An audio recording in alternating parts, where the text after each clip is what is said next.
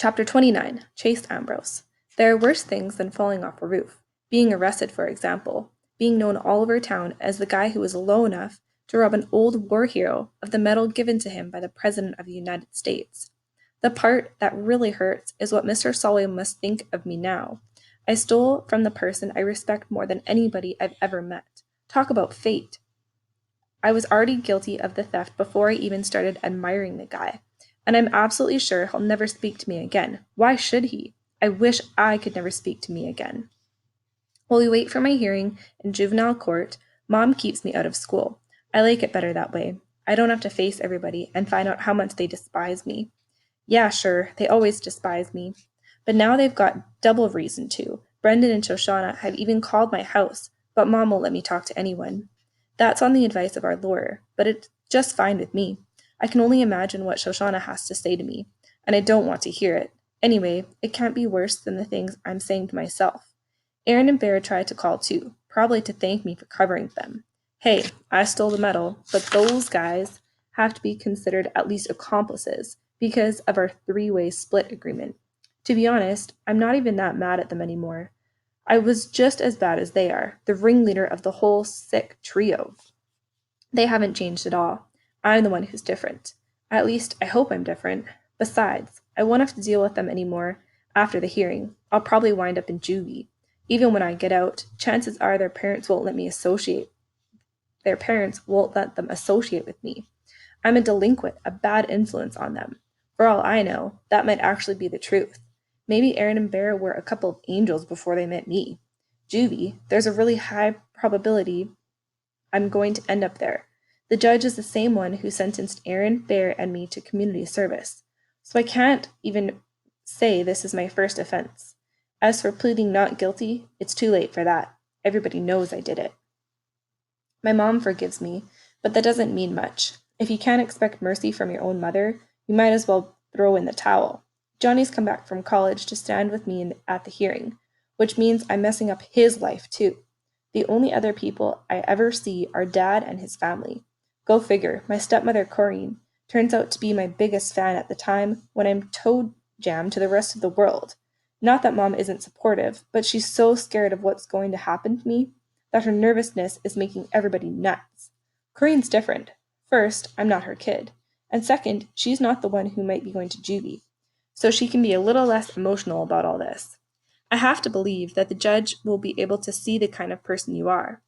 I guess I was pretty rotten to you and Helen, I say. Before. I don't remember it, but I'm still sorry. Never mind that, she replies. Let's focus on how things are now. Helen is only 4, so she understands nothing about my problems. Actually, the only time I feel really relaxed these days is when I'm sitting on the floor with her, playing Barbies. Something the old Chase wouldn't have been caught dead doing. I'm pushing Malibu Barbie's beach cruiser, giving Ken a ride to the luau, when I notice Dad filming me on his phone. I thought playing with a 4-year-old interferes with your focus on important things like football, I tell him. Are you kidding, champ? He exclaims. We can show this at your trial. It's a hearing. Whatever. It'll prove to the judge what a great big brother you are, and that will get you back on the football field. I sigh. I guess you think I'm a pretty big moron for returning that medal. He actually seems to mull it over. Well, I'd be lying if I didn't say it would have been a lot smarter just to slip it under Solway's door. Yeah, tell me about it. But you did the right thing, he adds. That medal's worthless to you. You didn't earn it. Not like your state championship, let's say. It only has value to Mr. Solway. I don't know how valuable it is to him either. He can't remember any of what he did to win it. He blanked it out the way I blanked out my whole past. Dad shrugs. Even if you can't remember it, it still happened. I love the kid you used to be. I start to protest, and he holds up a hand. Let me finish. Just because I miss the old Chase doesn't mean I don't appreciate who you are now. I'm not blind. I see the bond you have with Helen. You think that would have been possible before your accident? I thought you considered that kind of stuff weakness. He reddens. I just didn't know the new you yet. It takes strength to eat the blame and not rat out Aaron and Bear, especially when they more than deserve it. Or try to make things right with Mr. Solway or even the Weber kid, whether they appreciate it or not. You're strong, all right, and stupid. But everybody has stupid moments. The trick is not to let a few bad moments cost you the game. There's something in his expression that I've never noticed before. It was probably there a lot before the accident, but this is the first time that I actually see it. Pride, which is going to be worth exactly 0 in front of a judge. As I step through the metal detector at the courthouse, I freeze. I've been here before, and the memory comes flooding back. Move it along, son, the security guard urges me. Plenty of people in line behind you. Right, sorry. I stumble forward to make room for Mom, Johnny, Dad, Mr. Lando, our lawyer. I must look a little shaky, because my brother whispers, "Hang in there, kid." I nod, wrapped up in my latest flashback, arriving in this very building with Aaron, Bear, and our families. What I remember the most is my anger, my outrage that the 3 of us were being hauled into court for booby-trapping Joel's piano. I was mad at everybody. Joel, the Webbers, the school, the police. Didn't they know who I was? Chase Ambrose, MVP of the state championship game. We ruled that school. Whatever we did was okay, just because it was us who did it. Yeah, I was mad. I can practically feel the heat of my rage radiating through the memory. What a difference a few months can make. Back then, I had such a high opinion of the great Chase Ambrose that I considered myself untouchable. Now it's the opposite. I hate myself so much that there's no way any judge could hate me more. That's why Mr. Lando has been so frustrated with me.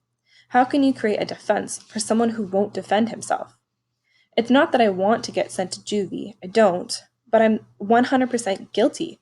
I took the medal, I hid the medal, and if I'd been my old self, I would have sold the medal and pocketed the money. There it is, my whole case. That's probably why Mr. Lando's betting everything on character witnesses, because I refuse to say anything on my own behalf. I hear my mom drawing a tremendous breath as we enter the courtroom. My dad puts an arm around my shoulders. Believe it or not, I don't even shrug it off. Right now, I need all the support I can get. When I take my first look around, I almost lose it. Everybody's here. Brendan and Kimmy are sitting with the video club, along with a lot of kids from school. I see Coach Davenport and a group of football players, Joey and Landon and some others. Mrs. DeLeo is there too, along with several of my teachers. In the front row, I'm shocked to find Shoshana, Joel, and their parents.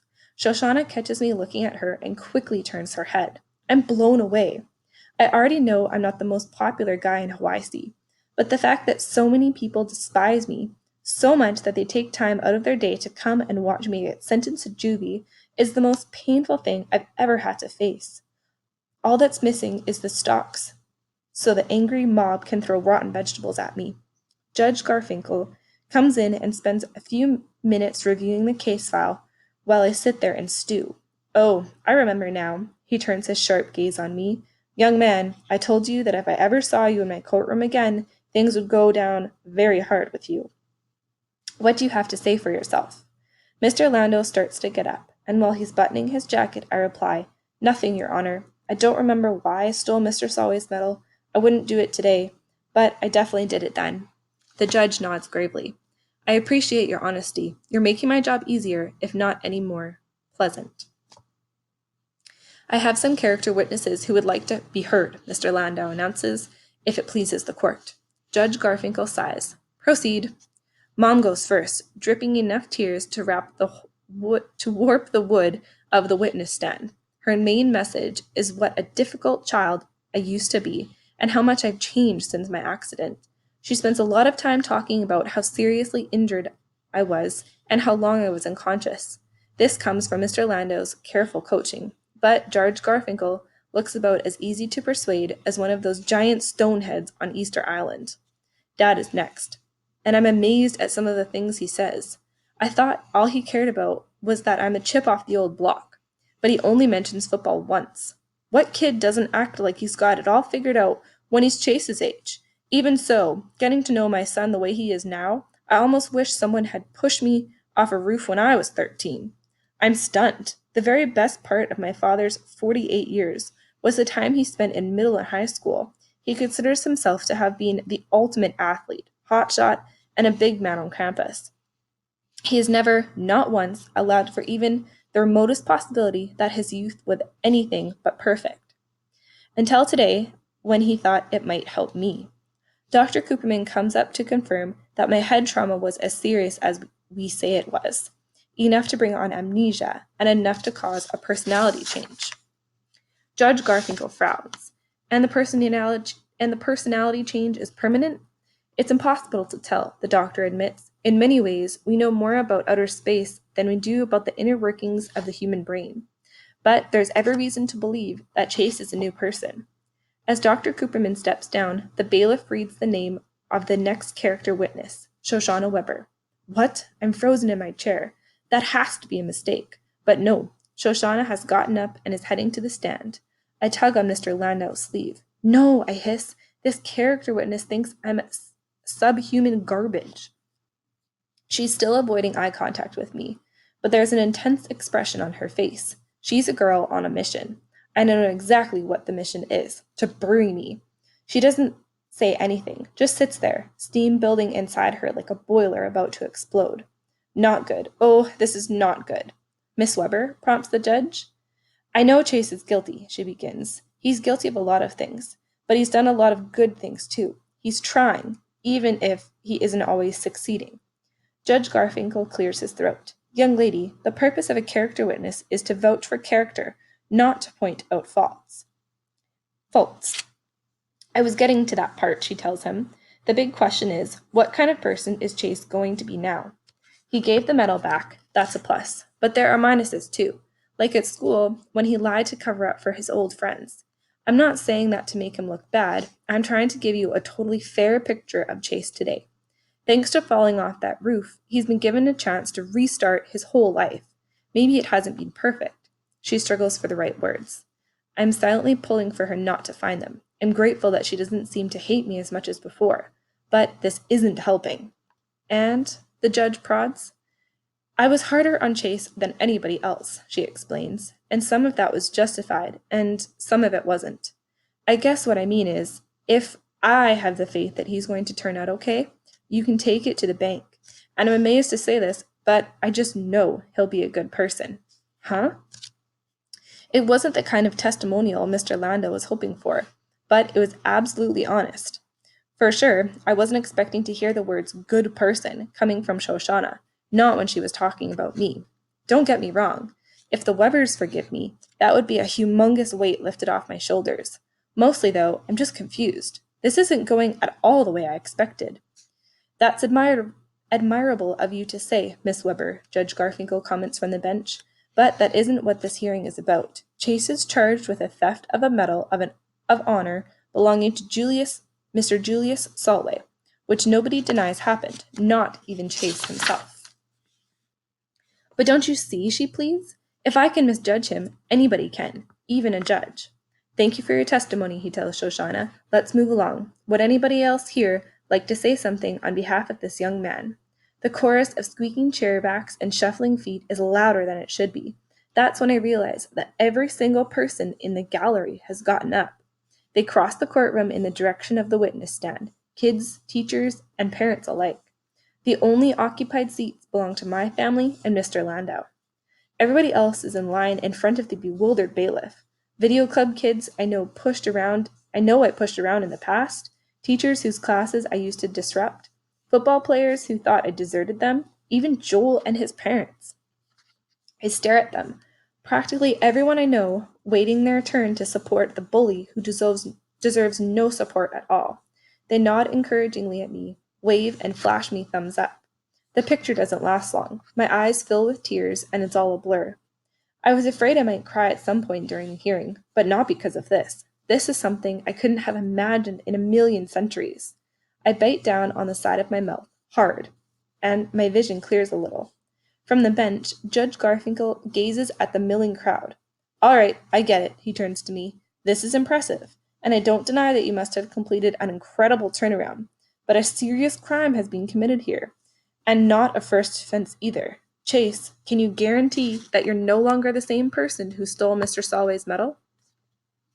I sense salvation so close I can almost reach out and squeeze it. All I have to do is say yes, and I'm off the hook. It's a happier ending than I could have dreamed of. Far happier than I have any right to expect. And yet, how do I know I'm 100% different? As the memories continue to trickle back, it's pretty clear that the old me and the new me aren't two separate Chases. Can I really claim to be no longer the same person? Of course, that wouldn't stop me from telling the judge what he wants to hear. It's what the old Chase would do, take the easy way out. Like that time in Dr. Fitzwallace's office. Lie, cheat, say anything to beat the rap. I'd be proving that I hadn't changed a bit. Okay, Judge Garfinkel will never know the difference, but I will. And in that instant, I understand that being true to myself is more important than fooling the judge with the power to send me to juvie. I shake my head sadly. I'm sorry, Your Honor, but I can't make that guarantee. I feel different. I have no urge to do the things I used to. But the person who stole the medal was inside me once. I can't promise that he's gone forever. There's almost a wind in the courtroom, all those people deflating at the same time. Shoshana, Joel, Brendan, my parents. Judge Garfinkel lets out a heavy breath. In that case, Chase Ambrose, you've left me no choice. It is the decision of this court that you will be remanded to the juvenile authorities. Now hold on, just one cotton-pickin' minute. In the excitement, nobody noticed that the courtroom doors had been flung wide. In shuffles Mr. Julius Solway, war hero, struggling behind his walker. Around the neck of his one and only suit hangs his Medal of Honor, freshly polished and gleaming. The look in his blazing eyes plainly says he intends to take on the world and win. That gets the judge's attention. I assume I'm addressing Mr. Solway. Please take a seat, sir. No, I'm not going to take a seat, Mr. Solway replies belligerently. All this ruckus over a stupid medal? Well, here it is with its rightful owner. Case closed. Now let's all go home. It's taco night at Portland Street. The judge is respectful but firm. It doesn't work that way, Mr. Solway. A crime has been committed here, even if it now has a satisfactory ending. What crime? Mr. Solway challenges. Chase didn't steal my medal. I loaned it to him. I jump up. Mr. Solway, don't. What do you know about it? The old soldier roars at me. You fell on your head and lost your memory. Who are you going to believe, Judge? The fellow who remembers or the fellow who doesn't? Judge Garfinkel frowns. This may be a juvenile court, but it's still a court of law. We deal in the truth and only the truth. The truth is, this is a good kid. How many people do you have to hear it from? Mr. Solway indicates the lineup in front of the witness stand. I'd trust him with my medal any time. Why wouldn't I? Mr. Landau steps forward eagerly. I believe Mr. Solway has introduced reasonable doubt. The judge snorts a laugh at him. Watch it, counsel. I'm not an idiot.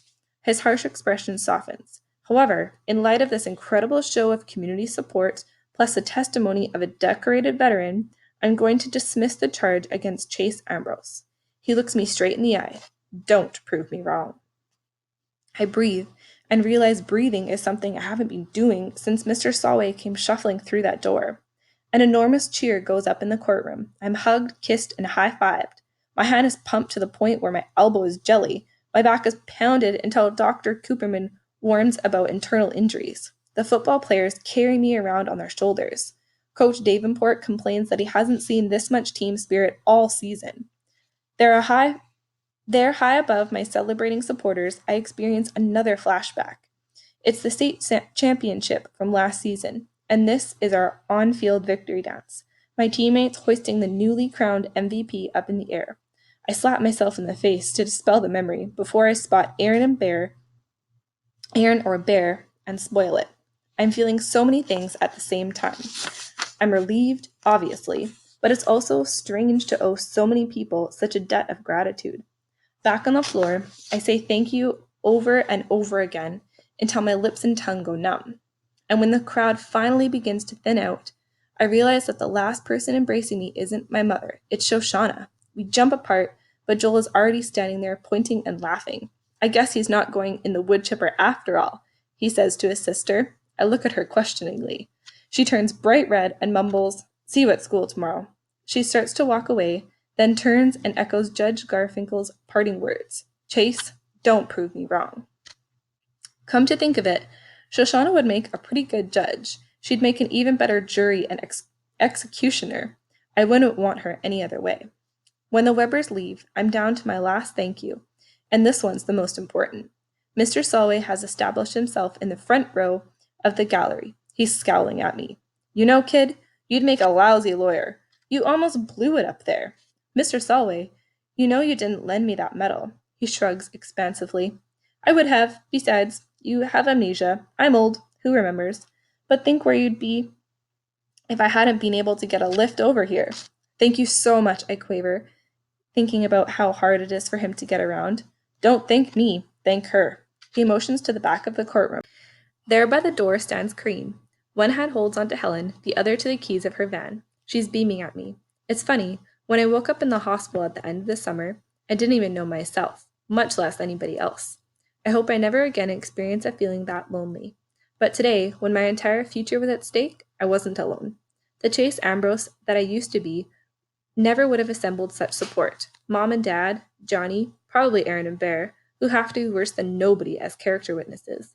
Maybe a few more teammates out of obligation. That would have been the sum total of my cheering section. I follow my family out onto the steps of the courthouse and take a tremulous lungful of free air. How many people ever get a do-over at life? Falling on my head was the best thing that ever happened to me.